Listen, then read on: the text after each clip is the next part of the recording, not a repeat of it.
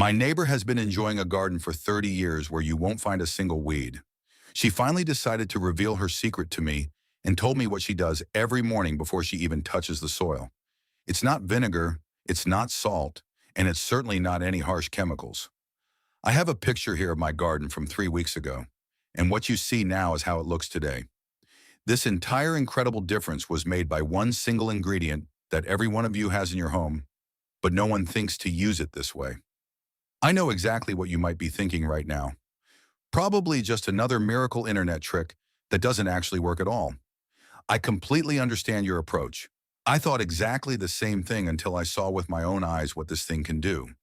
But before I reveal what this ingredient is, let's be honest about what the situation looks like in most gardens in the spring and why everything you've tried so far has most likely failed.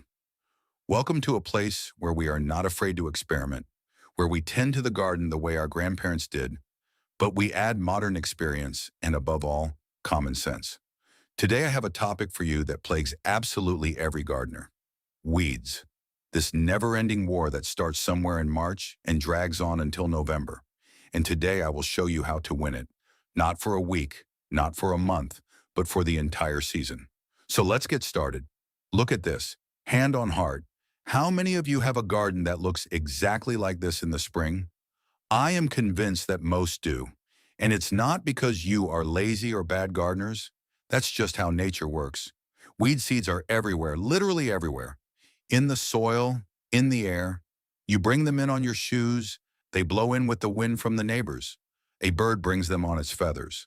1 square meter of ordinary garden soil contains thousands of weed seeds that will easily survive there for 10, 15, and sometimes even 20 years, waiting for their opportunity. All it takes is a little light, a little moisture, and you have an army of green intruders. I've been gardening for a good 15 years, and during that time I've tried probably everything that exists. Truly everything. I started, of course, with the simplest thing: manual weeding. Hours and hours on my knees, with a backache, with blistered fingers, and the result? After a week, everything came back as if nothing had happened, as if you invited a weed to dinner and it brought its whole family. Then I moved on to the classics: Roundup, glyphosate, that famous product that was supposed to be the answer to everything. And I don't deny that it works. It works. But at what cost? Do you know what we've been learning about glyphosate in recent years? The International Agency for Research on Cancer classified it as a probable carcinogen in 2015, and that's just the tip of the iceberg. Studies show that glyphosate destroys soil microorganisms, the very same organisms you need for anything to grow in your garden at all. You kill the weed, but at the same time, you kill the soil. It's like curing a headache by cutting off your head. Technically, it works, but is it a reasonable solution? So I put the Roundup away and turned to homemade recipes. The internet is full of guides: vinegar, boiling water, salt, a mixture of vinegar with salt and dish soap. I tried all of this, and I have to say, some of these things actually work for a moment, for a few days, maybe a week. Vinegar can burn weed leaves, that's true. But the problem is that it only burns what is above the ground. The roots remain completely untouched, and after a week, after 10 days, you have a new, fresh, green weed in the exact same spot, looking at you as if it were laughing. Do you know that feeling? I know it all too well. And salt? Yes, salt kills weeds, but it also kills absolutely everything else. Pour salt on a garden bed, and you have a lunar landscape there for several years. Nothing will grow. Not a weed, not your tomatoes, not the lawn, absolutely nothing. Salt accumulates in the soil and takes years to break down. That is not a solution, that is capitulation. And boiling water? That works for small weeds in the cracks of paving stones. I admit that, but try pouring boiling water over an entire garden bed. You would need a kettle the size of a swimming pool. And even if you did, the effect is the same as with vinegar, meaning superficial. The root survives and the weed comes back in a few days. So I was in a situation that many of you know, tired of the never-ending fight, frustrated that nothing works for long, and frankly, a bit resigned. I told myself that weeds belong in a garden like rain in autumn, that nothing can be done about it, that it's simply the price of owning a piece of land. But then something happened that changed everything. You see, I have a neighbor, let's call her Mrs. Kowalska. Mrs. Kowalska is a retiree. She is over 70 years old, and she has been tending her plot for over 30 years. And her garden is simply another world. When you look over the fence, you see garden beds, like out of a catalog, clean soil between the rows of vegetables, paths without a single blade of grass in the cracks, and above all, no weeds, absolutely none. It's not that one occasionally grows and she quickly pulls it out. The weeds are simply not there. For years, I told myself that Mrs. Kowalska is just lucky, or that she spends every day from morning to evening in the garden, or that she has some special soil. You know how it is. You will always find an excuse for why someone else succeeds and you don't. It's more convenient than admitting that the other person simply knows something you don't. But one day, it was last year, somewhere around the end of April, I was looking out the window and saw Mrs. Kowalska walking around the garden with a sprayer. Not a large pressure sprayer, just a regular hand spray bottle like you have at home for washing windows. And she was spraying something on the ground, on the paths, on the edges of the beds, on the cracks in the paving stones. It was strange because I noticed that the solution wasn't clear. It had a slightly cloudy color. And then for the first time, I thought maybe it would be worth asking. But you know how it is. A person feels embarrassed. You don't want to look like someone who doesn't know what they're doing. Especially here, we have this weird habit. We never ask neighbors for advice, as if it were an admission of weakness. We prefer to kneel in the weeds all summer rather than walk over the fence and say, "Hey, how do you do that?" But I finally did it. One Saturday afternoon, when I saw Mrs. Kowalska sitting on a bench in front of her house drinking coffee, I walked across the street and simply asked, "And you know what?" She smiled and told me, without hesitation, without any secrecy. She just told me, as if it were the most obvious thing in the world. And at that moment, I understood why her garden looks the way it does. Because what she told me was so simple, so cheap, and so effective that I almost laughed. Not because it was funny, but because I realized how many years I had spent looking for complicated solutions, while the simple one was lying in my house the whole time, in a cabinet, in the kitchen. But before I reveal what it is, and let me tell you, don't worry, no scams, no links in the description. I want you to understand one fundamental thing. It's not just about what ingredient you use, it's about how you use it, when you use it, and above all, what you do afterward, because it's exactly in that afterward that the whole secret lies.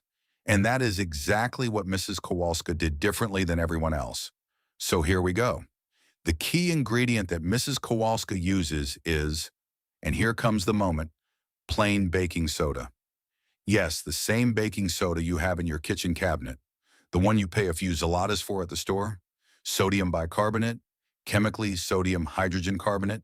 That's the one, that white powder your grandmother put in her pound cake batter. But beware, it's not used just any old way. It's not about taking baking soda and pouring it on a weed. That would only work partially.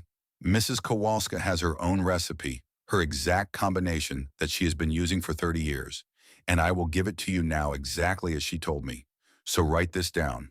Or save this video because you'll want to have it handy. You need 4 things. You have all of them at home. Or you can buy them in any store for pennies. First, baking soda. You need 200 grams, which is roughly 1 whole box of that regular baking soda you buy in any supermarket. Second, a liter of hot water. Not boiling, hot. The temperature should be somewhere around 60 to 70 degrees Celsius. Why not boiling? Because boiling water could break down some of the bicarbonate before it reaches the weed. Hot water is perfect. The baking soda dissolves beautifully in it, while maintaining its effectiveness. Third, 1 tablespoon of regular dish soap. Whatever you have by the sink, doesn't matter what brand, it doesn't matter what color, it doesn't matter if it smells like lemon or lavender. Just 1 tablespoon. And fourth, and this is the ingredient that most internet guides skip, 2 tablespoons of regular kitchen vinegar. Not any special horticultural vinegar, not a 20% concentrate, just regular 10% vinegar that you have in the kitchen for salads. And now the preparation. And I'm not exaggerating here when I say the whole process takes 30 seconds. You take a liter of hot water, Pour in 200 grams of baking soda and stir until the baking soda is completely dissolved. You add 1 tablespoon of dish soap, add 2 tablespoons of vinegar, stir gently, and that's it. You have a liter of solution that costs how much? Let's calculate. A box of baking soda costs a few zlotys at the store, a little dish soap, a little vinegar, let's say another 2 zlotys. For 5 zlotys, you have a liter of a product that a garden center would sell you for 40 zlotys under some marketing name with a picture of a smiling lady on the label. But seriously, 5 zlotys is less than you'll pay for a single coffee from a vending machine. And this liter is enough to spray roughly 10 to 15 square meters, depending on how heavily you spray. Now let's explain why this combination works so incredibly well. Because I know many of you are thinking right now, baking soda on weeds sounds like an absurdity. And I understand you, but science is on our side. Baking soda, sodium bicarbonate, does 2 things to a weed at once. First, when it gets on the leaves of the plant, it dramatically changes the pH on the surface, raising the alkalinity, and most typical weeds, like dandelion, ground elder, or bindweed, are plants that need a slightly acidic environment. When the pH on their leaves suddenly spikes, their cells can't handle it and begin to die off. Second, the sodium in the bicarbonate disrupts the osmotic balance in the weed cells. Simply put, it draws water out of them. The weed literally dries out from the inside. And why is the vinegar there? Vinegar does the exact opposite. It lowers the pH, but it's not about the pH itself here. Vinegar acts as an accelerator. It helps the solution penetrate the waxy layer on the weed's leaves. You see, the leaves of most plants have a thin waxy layer on the surface, the cuticle, which protects them from water loss and external influences. Vinegar breaches this layer and opens the way for the bicarbonate to reach the cells directly. And the dish soap? Dish soap is a surfactant. It lowers the surface tension of the water. Without the soap, the solution would form droplets on the weed's leaves and most of it would run off onto the ground. With the soap, the solution spreads over the entire surface of the leaf like a film. Every millimeter of the leaf is covered. No place to escape, so you have a triple attack. Vinegar breaches the protective layer. Dish soap ensures even coverage, and baking soda destroys the cells and dries the plant out from the inside. It's like a 3-punch combination in boxing. The weed would survive each punch on its own, but all 3 at once? The weed's chances are 0. And now the most important question you're asking yourselves. How is it possible that this doesn't work on all plants? Why won't it destroy my garden beds? And the answer is simple. It does work on every plant you apply it to. That's why it is absolutely crucial exactly where you spray. But more on that in a moment. All right, now comes the practical part. I have a spray bottle here with our solution, and I have 3 typical Polish weeds here that plague just about everyone. Let's show how to tackle each of them. The first patient, the dandelion, the common blowball, that yellow flower that looks so innocent until it turns into a white ball of fluff that scatters thousands of seeds all over your garden. The dandelion is sneaky, mainly because of its root. It has a so-called taproot that can reach up to 40 centimeters deep into the ground. When you pull it out, the root breaks and a new plant grows from the remainder in the soil. It's like a hydra. Cut off 1 head and 2 grow back. So we set the sprayer to a gentle stream, not a mist. We want a targeted stream that will hit exactly where we need it. And with the dandelion, we spray right into the center of the rosette. This is the point where all the leaves converge. Why? Because from there, the solution will flow down along the stem, right down to the root collar. And that is exactly where we want it to reach. We spray it thoroughly. Don't be afraid to be generous. We want the leaves to be literally wet, dripping. And now an important thing, we do this in dry weather, ideally on a day when it's not raining and isn't supposed to rain for the next 24 hours. And the best time? Towards the evening. Why towards the evening? Because during the day, the sun dries the solution too quickly and it won't have time to absorb. And in the morning, there is dew on the leaves, which dilutes the solution. Towards the evening is that golden moment. The sun is no longer hot, the dew hasn't appeared yet, and the solution has all night to work. Doesn't that sound incredibly logical when you think about it? The second patient, ground elder. This is, and I say this without exaggeration, one of the most annoying weeds we have. It's a perennial with underground rhizomes that spread like an underground tunnel. You pull it out in one place, and a week later it grows a meter away. The rhizomes branch out, connect, and form an underground network. It's like an underground subway for weeds. With ground elder, we proceed a little differently. We don't just spray the leaves, we also spray the ground directly around the plant. Why? Because we want the solution to reach those underground rhizomes as well. Ground elder has a shallow root system. Most of the rhizomes are at a depth of 5 to 10 centimeter. The hot water in the solution helps the active ingredients penetrate through the soil to the rhizomes. It won't be a 100% solution. Some rhizomes are too deep, but it will significantly weaken the entire network. With ground elder, I recommend repeating the treatment after a week. Once might not be enough because the rhizomes have energy reserves and can send up shoots again, but after the second, maximum third treatment, the ground elder should be definitively finished. In the third patient, field bindweed. It's a climbing beast with white funnel-shaped flowers that wraps around everything in its path. Fences, bean poles, other plants. And its roots? Those are even worse than the dandelions. A bindweed root can reach a depth of up to 2 meters. 2 meters! It's like you're digging a well. With bindweed, we have to be patient and strategic. We spray the leaves, as many leaves as possible, because bindweed has the property of absorbing substances through its leaves and transporting them down through its root system. This is called a systemic effect, so the more leaves we spray, the more active ingredient will reach the root.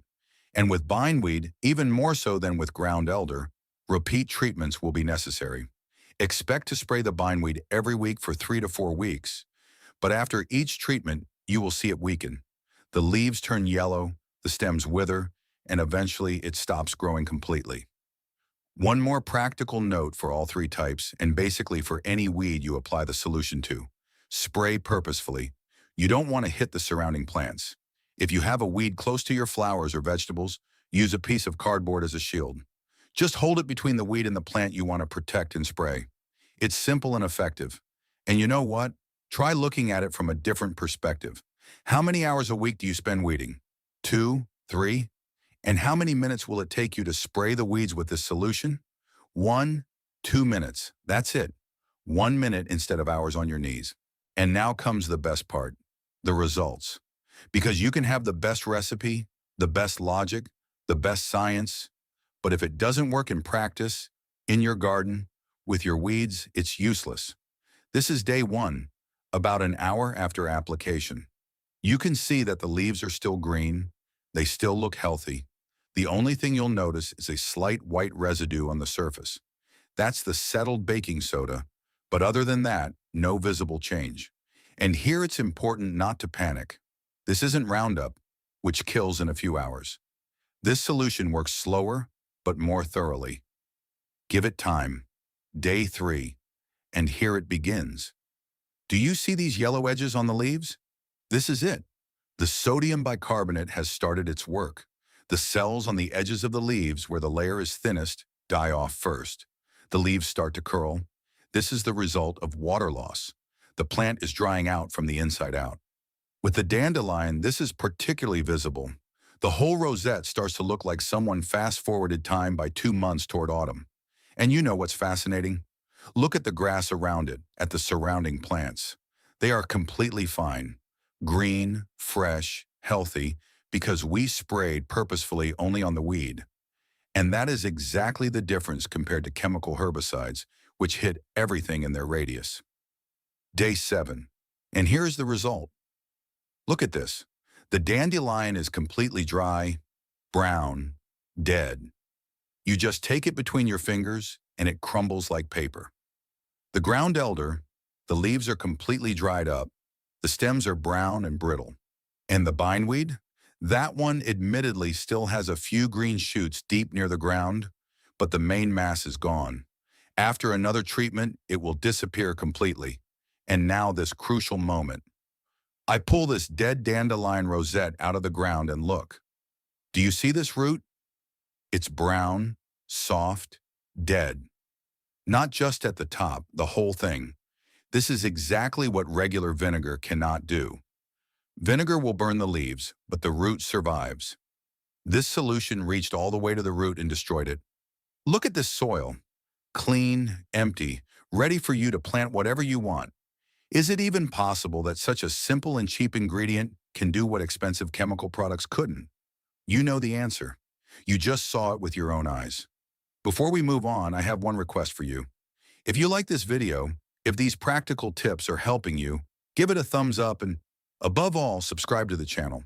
We upload new videos here every week, and every time we bring you something that will save you time, money, and nerves in the garden. Just click that red subscribe button and the bell so you don't miss any videos. Thank you, and let's keep going. And now comes the part I cannot skip because every tool, even the best one, can be used incorrectly. And I don't want you to destroy your garden with this solution. So where should you not use this solution? First, and this is the most important thing, do not use it directly on vegetable beds. I mean on the soil where you have vegetables planted. Why? Because the solution doesn't distinguish between a weed and your lettuce. If you apply the solution to a weed growing directly between your lettuces, you will hit the lettuces too. Sodium bicarbonate is not a selective herbicide. It kills every plant it gets on. So in vegetable beds, pull weeds by hand. I know that's not what you want to hear, but that's how it is. Or use mulching. We'll talk about that in a moment. Second, do not use it on the lawn. If you have weeds in your lawn, this solution will leave brown patches on your lawn. It will kill the weed, but it will also kill the grass around it. There are other methods for lawns. Selective herbicides that kill broadleaf weeds and leave monocot grass alone. But we could make a separate video about that. Third, watch out for ornamental beds with perennials. If you have a weed directly between your perennials, spray with extreme caution. Use that cardboard trick I mentioned, or even better, apply the solution with a small brush directly onto the weed's leaves. It's more labor-intensive, but safer. Fourth, do not use this solution near watercourses, ponds, or wells. Sodium bicarbonate is indeed natural and non-toxic, but in larger quantities, it can change the pH of the water in your garden pond and harm fish or aquatic plants. Be responsible towards nature. And fifth, do not apply the solution to a wet weed. If it just rained or there is dew on the leaves, wait until the weed dries off. Water on the leaves dilutes the solution and reduces its effectiveness. Remember, dry weed, dry day, towards the evening. These are the three key conditions. And always mix the solution fresh. Bicarbonate in a solution gradually loses its effectiveness. And now comes the part worth staying until the end for. Because killing a weed is one thing, but preventing its return for the entire season is the real art. And that is exactly what Mrs. Kowalska does. And that is exactly the reason why her garden looks like it's from a catalog all season long. It's about a two-step system. The first step is that solution we talked about. With that, you kill the weed that is already growing. But the second step is equally important, and that is prevention. Preventing new weeds from germinating. And this is where mulching enters the stage. Mulching is, and I'm not afraid to say it, the most important gardening technique that most plot owners underestimate or ignore. Mulch is simply a layer of material that you use to cover bare soil. And mulch does two fundamental things. First, it cuts off the light supply to the weed seeds in the soil. Without light, seeds don't germinate. Second, it retains moisture in the soil, so you water less. It's a win on both fronts. But what kind of mulch should you use? You have a few options here, and I'll tell you what works best for what. For paths and cracks in paving stones, after treating with our solution, I recommend pouring sand mixed with baking soda into the cracks in a 10-to-1 ratio. 10 parts sand, 1 part baking soda. This mixture creates an environment where weeds simply don't want to grow. The alkalinity of the baking soda repels the seeds and the sand prevents rooting. This is how Mrs. Kowalska keeps her paths clean all season. Once a year, she adds a fresh mixture and has peace of mind. For ornamental plant beds, use bark mulch, a layer 5 to 7 cm thick. The bark decomposes slowly, enriches the soil, and at the same time creates a barrier against weeds. It will last 2 years on a single bed. Then you add a new layer. For vegetable beds, it's a little different here because bark mulch would acidify the soil, and not all vegetables tolerate that. For vegetable beds, use straw or grass clippings, a layer of 5 to 10 centimeters around the plants. Straw is cheap, easily available, and beautifully suppresses weeds. In addition, it gradually decomposes and enriches the soil with organic matter. And now for the real bonus trick that hardly anyone knows. Corn gluten meal is a natural pre-emergent herbicide. This means it prevents seeds from germinating, but it doesn't harm plants that are already growing. You apply it to the soil surface early in the spring, even before the weeds start to germinate. The dose is roughly 1 kilograms per 10 square meters. You can buy corn gluten meal at agricultural supply stores or in some garden centers. It costs more than baking soda, but it's still a fraction of the price of commercial herbicides. So the combination looks like this. At the beginning of the season, let's say in March or early April, you first spray the existing weeds with our baking soda solution. You wait a week for the weed to die. Then you remove the dead plants. Now they will come out easily. And finally, you apply the mulch and optionally the corn gluten meal. And that's it. That is the whole system. Once a season, maximum twice, and you have peace of mind for the whole year. Mrs. Kowalska told me one sentence that stuck in my memory. She said, "A garden is like cleaning an apartment. You can mop the floor every day, or you can do a thorough, deep cleaning once in a while, and then just maintain the cleanliness." And I do the latter. And she was right. Her system, solution plus mulch plus prevention, is that deep cleaning, and then you just maintain it. But you know what struck me the most about this whole experience? It's not the recipe, it's not the science behind it. It's something much simpler. It's the fact that the solution I had been looking for 15 years was right next to me the whole time, behind the neighbor's fence. All I had to do was ask. And that, in my opinion, is a lesson that applies not only in the garden. How many times in life do we look for complicated solutions?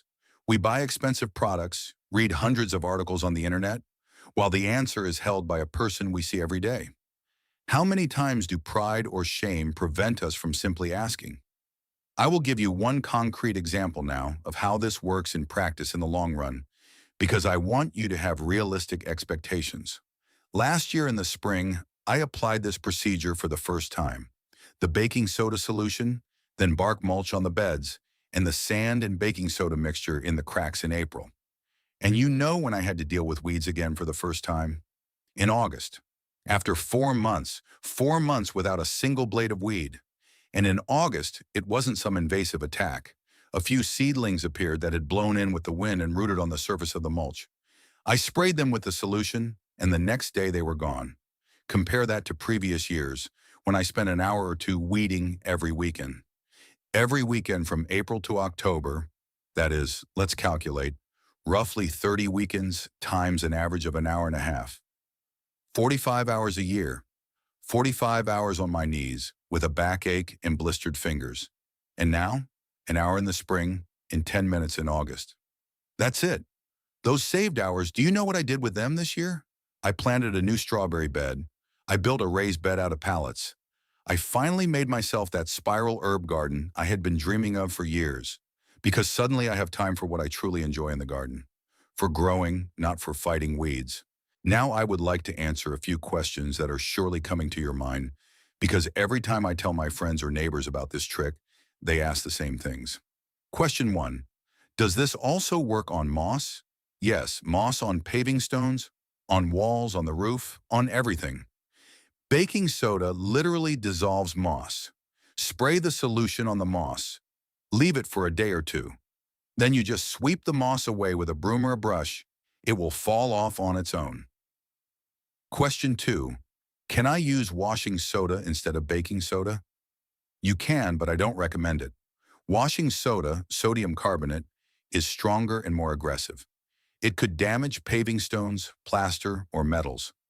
Baking soda is milder and perfectly sufficient for weed elimination. Question 3. What if I have a really large garden? Then, of course, a hand sprayer won't be enough. For larger areas, get a pressure sprayer, the kind with a pump that you wear on your back. It costs a few dozen zlotys and will save you a lot of time. Mix the solution in a larger quantity. The proportions remain the same, you just multiply them. For 5 liters of water, you add a kilogram of baking soda, 5 tablespoons of dish soap, and 10 tablespoons of vinegar. Question 4. Does this also work in the fall? Yes, but it is less effective because most weeds naturally die back in the fall. The best time to apply it is in the spring, when the weed is actively growing and its cells are full of water. This is the ideal state for the bicarbonate to work. However, you can also use it in the summer. Just spray in the evening, not right at noon. Question 5. Is this safe for the soil? Yes.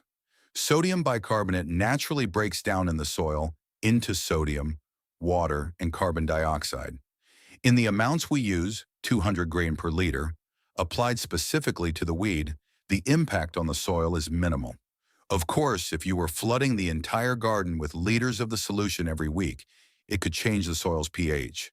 But with normal, reasonable use once or twice a season, you have nothing to worry about.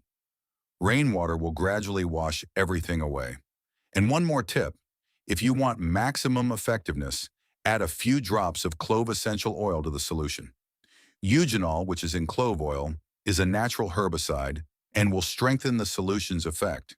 It's not necessary, the solution works great without it, but if you have a particularly stubborn weed, clove oil can be the final straw that breaks it. And it smells beautiful.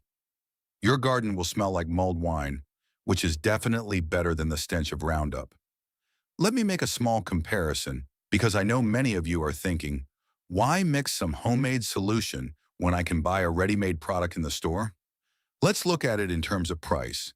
A typical herbicide from a garden center costs between 30 and 60 zlotys per liter. Concentrates that you dilute come out a bit cheaper, but we are still talking about a dozen or so zlotys per liter of ready-to-use spray. Our baking soda solution? 5 zlotys per liter at most, and that's including that little bit of dish soap and vinegar. In terms of effectiveness, commercial herbicides are obviously designed to work faster. Roundup kills a weed in a day or two. Our solution needs 3 to 7 days. But, and this is crucial, commercial herbicides often destroy soil microorganisms. Glyphosate has a half-life in the soil of 20 to 170 days depending on the conditions. During this time, your soil suffers. Bicarbonate breaks down in a few days. No residue, no soil damage. In terms of safety, there is not even a comparison here. You can put baking soda in a pound cake batter. Try doing that with Roundup. Our solution is safe for children, for pets, for the environment. If a little bit of the solution splashes on your hand, you rinse it with water and keep going. With commercial chemicals, you should wear gloves, goggles, and a protective mask. And in terms of long-term impact, and this is my personal conclusion that I came to after 15 years of gardening, a garden is not just a place where you grow tomatoes. It is an ecosystem. Every drop of chemicals you pour into this ecosystem changes it. You kill pests, but you also kill beneficial insects. You kill weeds, but you also kill fungi and bacteria that your plants need. And this effect accumulates year after year. I decided to take a different path, a path that respects the garden as a living organism, and the homemade baking soda solution is part of this path. This is not some esoteric agriculture, no magic. It is simply a smarter approach. To conclude the practical part, I want to show you one more thing. Last month, Mrs. Jadwiga from Roswell wrote to me.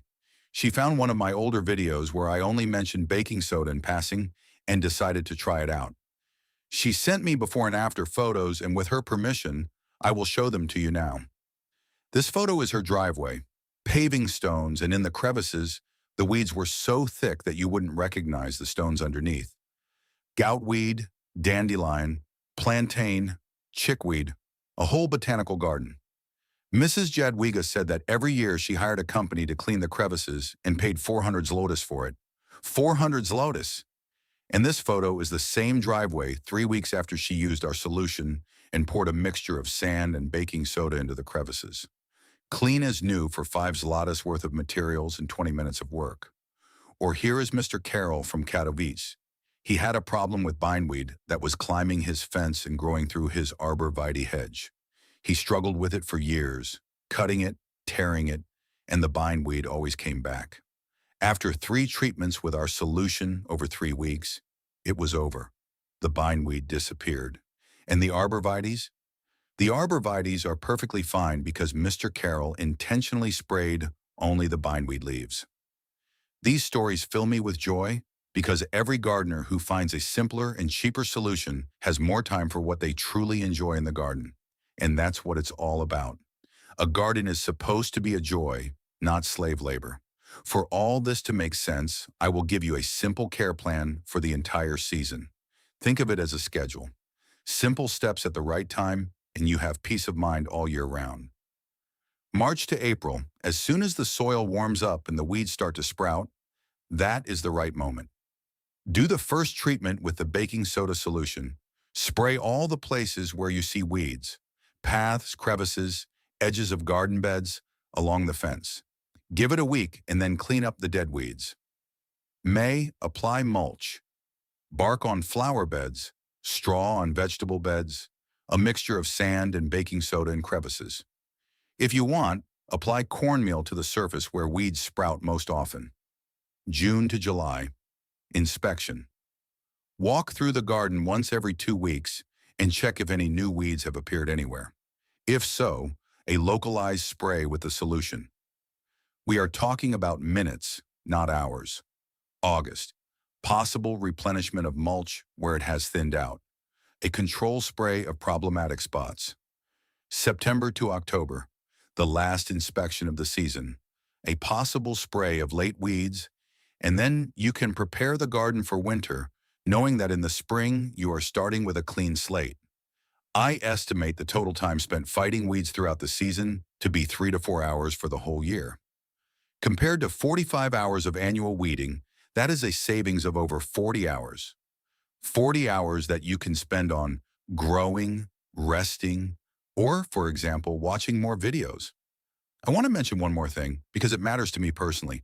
When you use natural methods of weed control instead of synthetic chemicals, you are doing a good thing not only for your garden, but also for the wider environment. Every garden is part of a larger ecosystem. Bees, butterflies, ladybugs, earthworms, all these little creatures are your allies, and chemical herbicides threaten them. When you switch to natural methods, your garden will become a sanctuary for beneficial insects, and these insects will return the favor.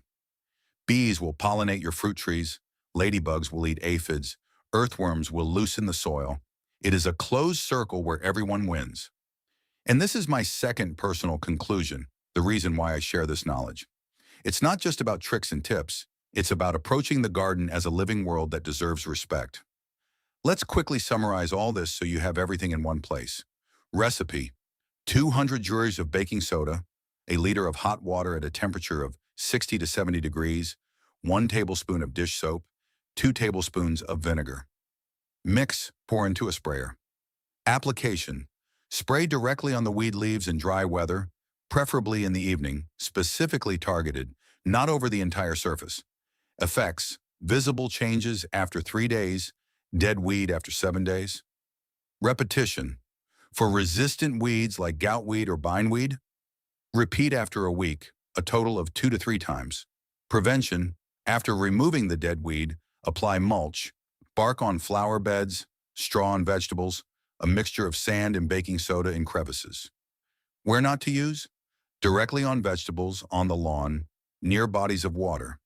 Cost: roughly 5 zlotys per liter. Time: 1 minute to prepare, a few minutes to apply. And that's it. No rocket science, no magic, no expensive products. Just a simple, cheap, and effective method that works and that old gardeners have known for decades. They just rarely talk about it. But now you know it too. Let's also debunk a few myths that circulate around weeds. Myth 1: a weed is only harmful and has no benefits. That is not entirely true. Some weeds, for example, dandelion or nettle, are actually very useful plants. Dandelion is rich in vitamins. Its leaves can be eaten in a salad, and excellent honey is made from its flowers. Nettle decoction is one of the best natural fertilizers. So a weed doesn't always have to be an enemy. It depends on where it grows. Myth 2: once you have weeds, you will always have them. Weed seeds will always be in your soil. That's true, but that doesn't mean the weed always has to grow. If you follow preventive measures, mulching, properly filling crevices, timely intervention, you can keep weeds to an absolute minimum. Myth 3: natural methods don't work as well as chemicals. Chemical products work faster, yes, But in the long run, natural methods are more sustainable, cheaper, and gentler. You simply need to change your perspective from "I want an immediate effect" to "I want an effect that will last." Every week I read your comments, and when someone writes that thanks to one of our tips, they saved money, time, or simply had better yields, that is exactly the reason why I do this. That's why I ask you, share this video with anyone who is fighting weeds, with your parents, neighbors, friends, because the more people know about natural methods, the less chemicals will end up in our soil and water. And by the way, next time I am preparing something for you that you have been asking me about for months: how to make a homemade fertilizer that will double your tomato yields. So if you haven't clicked subscribe yet, now is the time, because I have more of these tricks from my neighbor. Well, that's it for today. We learned that weeds don't have to be an endless nightmare, that there is a simple, cheap, and effective way to defeat them and prevent them from coming back, and that the best advice often doesn't come from the internet or a store, but from a neighbor with 30 years of experience and a coffee in hand. 200 g of baking soda, a liter of hot water, a tablespoon of dish soap, 2 tablespoons of vinegar, 5 zalotes, 1 minute of preparation, in a weed-free garden for the whole season. If this works for you, and I believe it will, write to me in the comments which weed bothers you the most. I read every comment and will gladly advise you on exactly how to deal with your specific problem, because every garden is different and every weed requires a slightly different approach. And if you have your own proven method for weeds, share it in the comments. You will help not only me, but also thousands of other gardeners who will watch this video. Thank you for your attention, thank you for your time, and thank you for being part of our community. Take care, and may only what you want grow in your garden. If this story has changed the way you look at unwanted plants in your garden, be sure to subscribe to our channel and leave a thumbs up. We uncover secrets here that others have tried to hide. Take care of your land and sow the future. More garden treasures will be discovered soon.